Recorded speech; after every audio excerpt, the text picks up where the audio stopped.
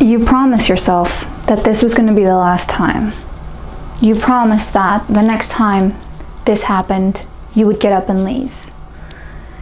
You told yourself that you deserve more. You told yourself that you feel not valued in your relationship. You feel that whatever you're doing is not being seen. You feel invisible. You feel alone. You don't understand how a person that claims to love you so much can hurt you so bad. I wanted to do a video today on the 5 most common mistakes we make when trying to leave an abusive relationship. Now, obviously leaving any relationship is hard, but leaving a relationship when you still love that person is even harder. Leaving that relationship because you decide to choose yourself rather than them is probably one of the hardest decisions you're going to have to make. And it's probably going to be one of the decisions that has the most long-lasting effects. If you have been in an abusive relationship and it's also been a few years since you've been in, that you're in that abusive relationship, walking away makes it even harder, because chances are that you've kind of lost touch with who you are. You've kind of became one with your abuser, and you are terrified at the idea of going back into the world. You are terrified at the idea that you have to rediscover yourself, or you have to do it all over again. So for those who have no idea who I am and you happen to stumble on this video with me rambling, my name is Olympia, and with my studies in cognitive neuroscience and art history, what I like to do, I like to dissect that pretty little brain of yours to see what makes you tick, but also what makes you talk. So if you haven't already, make sure to smash the subscribe button and ring that bell for your weekly Thursday videos. And let's start. First of all, welcome back. If you are new to my channel, welcome to the G-Spot, aka the gaslighting spot. This is a safe place where we talk about gaslighting, emotional abuse, and in this video, the 5 most common mistakes we've all made when we're trying to leave an abusive relationship. I'd also like to address the fuck off fund. YouTube is probably not going to like the fact that I use the F word, but I heard the fuck off fund in one of the TikToks that normally I don't really watch TikTok, but it kind of popped up on YouTube ironically. So I'm going to explain what that has to do with the mistakes that we perform when we are trying to leave an abusive relationship. So let's start with mistake number 1. The number 1 mistake we all make when we're trying to leave an abusive relationship is the empty threats. We throw those out a lot because we are hoping that the person that is abusing us will see light and will see that we deserve more and will wake up. So things such as, if you dare call me that name again, I will walk out. If you dare lay a hand on me again, I will walk out. I will leave your sorry ass if you don't stop drinking, if you don't stop being mean to me, being cruel to me. Whether it's emotional or physical abuse, the empty threats is something that the victim and survivors to be use a lot in order to try and change their partner, which comes to mistake number 2. The fact that you are trying to change a person to be someone that they are not. Now, to grasp your idea around the concept that your partner who loves you, who claims to love you, who claims that you are the most important thing for them in the world, is actually capable of hurting you so much, is a pretty hard thing to grasp. It's a pretty hard pill to swallow. So what we do is we sometimes just sit in denial and we push our partner and try to make them someone they're not. We try to make them secure when they're not. They are insecure. They require validation.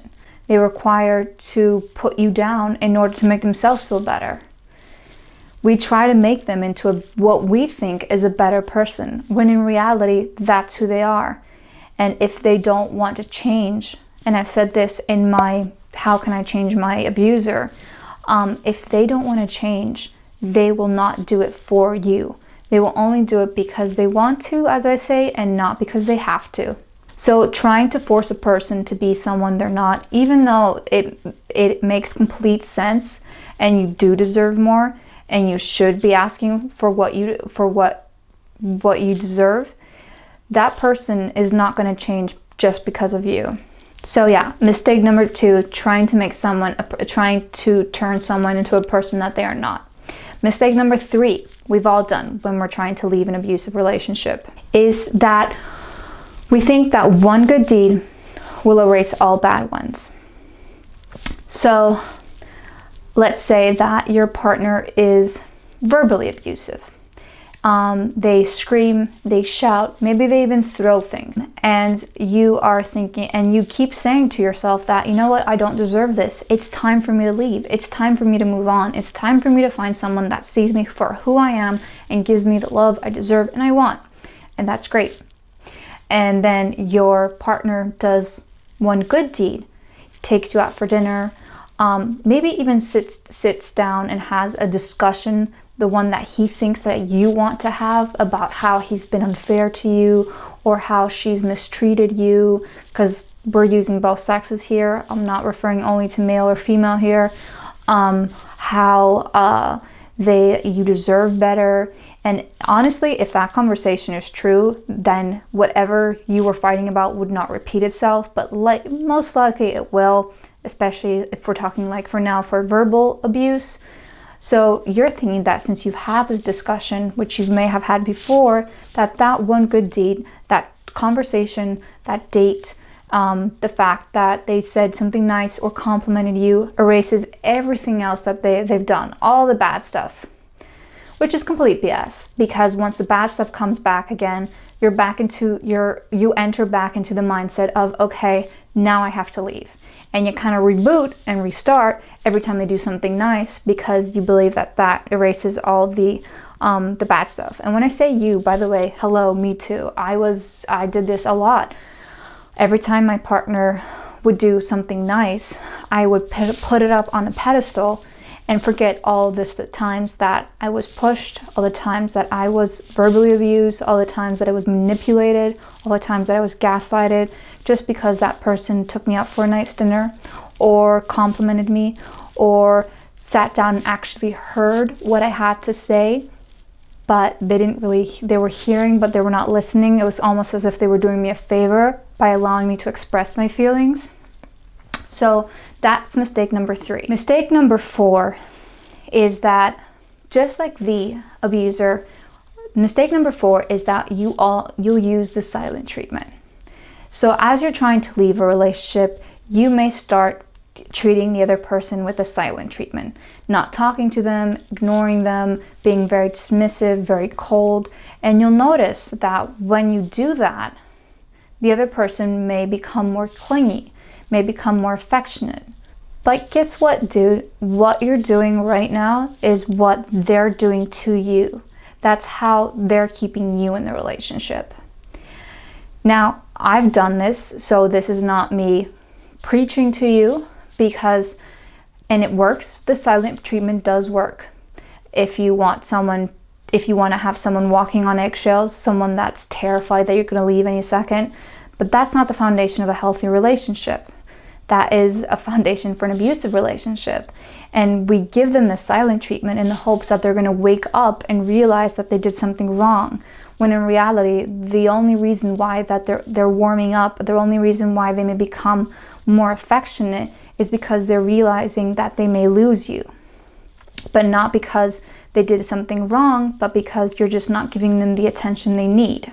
So mistake number 5, the last one, and this is a tricky one, is that we try to mimic the abuser's tactics. So along with the silent treatment come the gaslighting, the negging, the stonewalling, the love bombing.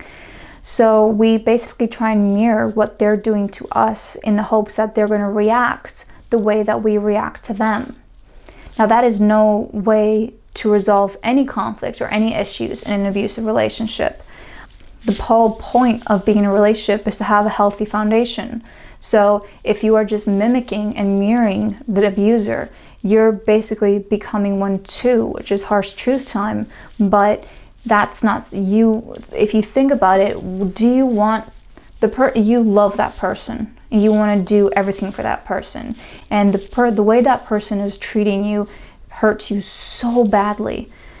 You feel like sometimes, maybe you feel like you don't want to exist sometimes. Maybe you feel that, maybe you don't even remember the last time you didn't go to bed crying.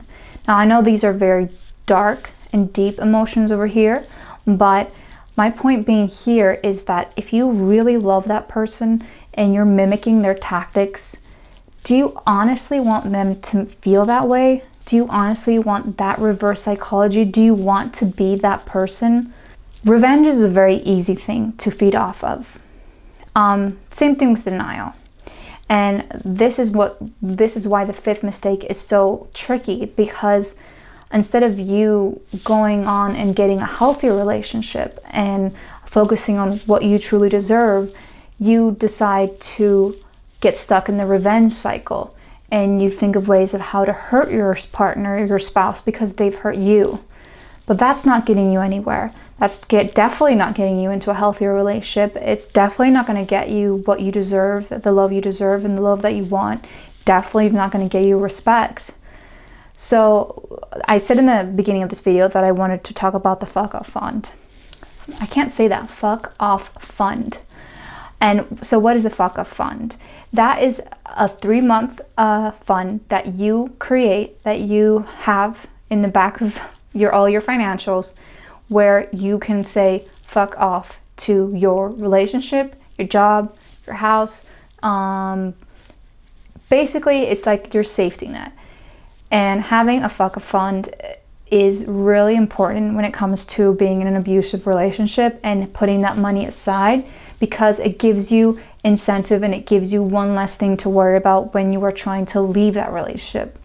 The amount of relationships that people that stay in their relationships just because of financial concerns is huge. And a lot of people don't have this fuck off fund established where they can turn around and be like, fuck off, I don't deserve this, I need something more, I deserve something more. So that's where my little TikTok thing kind of inspired this video too, because that's another mistake. You need to make sure that you have financial security. You need to make sure that you have your own money being put aside, because if you are in an abusive relationship, and especially if you have kids, you need to be able to have a way to get out of it safely and also support yourself. They say a 3-month supply. Now, it's anything that you put aside obviously counts. It doesn't have to be 3 months exactly. So yeah, those are the 5 most common mistakes we all do when we're trying to leave an abusive relationship. I've created a guide for you, by the way, the G-Spot guide. It's the most common gaslighting phrases and gaslighting signs, where you can flip through the guide and you can see how these phrases actually apply to the mistakes that we make when trying to leave that abusive relationship, because you'll notice that a lot of those phrases are said when the person is trying to keep you in that relationship. And that's why you keep going back. If you haven't already, make sure to join my Facebook group, the G-Spot. I will link it below. It's a place where we share our stories, a place where we find common ground. And of course, if you haven't already, make sure to smash the subscribe button and ring that bell for your weekly Thursday videos. And of course, most importantly, share this video with someone who's trying to leave an abusive relationship to avoid these 5 most common mistakes. And that's it, folks.